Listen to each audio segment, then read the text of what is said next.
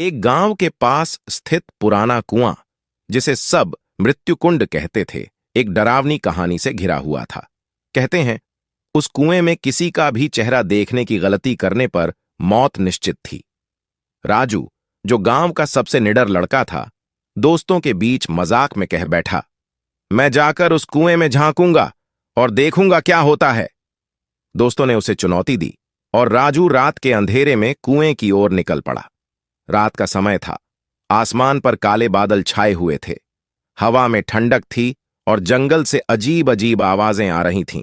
राजू के कदम धीमे पड़ने लगे, लेकिन वह खुद को निडर साबित करने के लिए आगे बढ़ता गया। मृत्युकुंड के पास पहुंचकर उसने इधर उधर देखा। सन्नाटा था।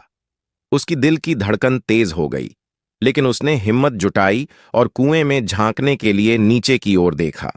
कुएं का पानी काला और स्थिर था, मानो उसमें कोई जीवन ही न हो। तभी पानी की सतह पर एक हलचल हुई और राजू को अपना चेहरा दिखाई दिया। परंतु यह चेहरा अजीब था। उसकी आंखें लाल और चेहरा विकृत था।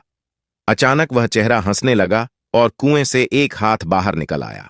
राजू चिल्लाया, पर उसकी आवाज उसके गले में ही अटक गई। वह भागने की कोशिश करने लगा, लेकिन उसके पैर जड़ हो गए। वह हाथ उसे पकड़कर कुएं के अंदर खींचने लगा।